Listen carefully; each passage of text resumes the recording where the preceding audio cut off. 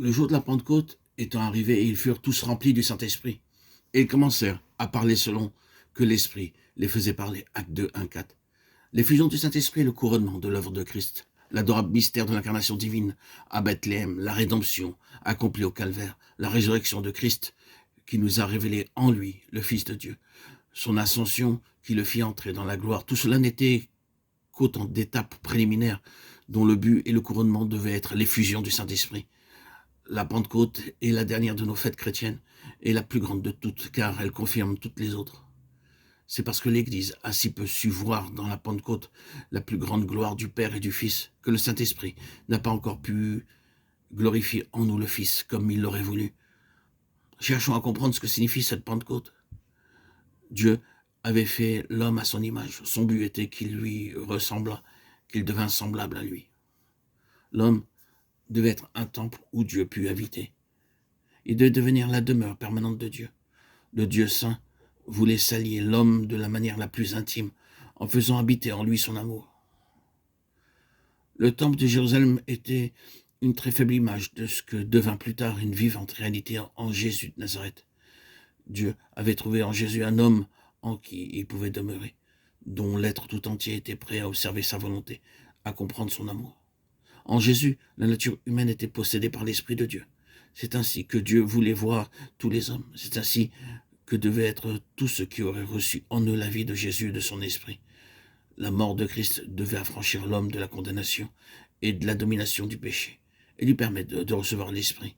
Sa résurrection offrait à la nature humaine, libérée de toute faiblesse de la chair, la vie même de la divinité, la vie divine de l'Esprit. Son ascension, qui le faisait entrer comme homme dans la gloire de Dieu, devait faire jouir la nature humaine d'une communion parfaite avec Dieu dans sa gloire par l'unité de l'Esprit. Malgré tout cela, l'œuvre de l'Esprit n'était pas complète. Quelque chose manquait encore. La chose essentielle pour nous, comment le Père pouvait-il habiter en l'homme ici-bas, comme il habitait en Christ? C'est à cette importante question que répond la Pentecôte. Le Saint-Esprit issu de l'essence même de la divinité est envoyé sur la terre avec un caractère nouveau, avec une puissance nouvelle que jamais encore il n'avait revêtue. Lors de la création, Dieu l'avait envoyé comme esprit de vie. Pour la création de l'homme en particulier, il avait agi avec la puissance divine qui avait fait de l'homme un être à la ressemblance de Dieu. En Israël, il avait été l'esprit de la théocratie, inspirant et dotant certains individus pour telle mission spéciale. En Jésus-Christ, il avait été l'esprit du Père, qui ne le lui donnait pas avec mesure, Jean 3, 34. Nous avons là, à divers degrés, la manifestation d'un seul et même esprit. Ensuite vient une nouvelle et dernière manifestation d'esprit de Dieu, dès longtemps promise. L'esprit qui avait habité en Jésus-Christ et qui, pendant sa vie d'obéissance, était si parfaitement uni à son esprit humain qu'il était devenu un avec lui. Et par là même devenu l'esprit de Dieu, homme. Jésus-Christ, homme, en entrant dans la gloire de Dieu.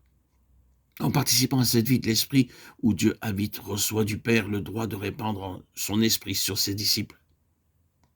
Ou plutôt de descendre lui-même en eux par l'esprit et d'habiter en eux.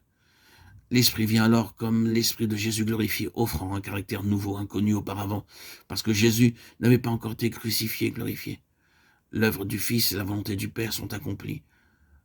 Le cœur de l'homme est réellement désormais la demeure de son Dieu.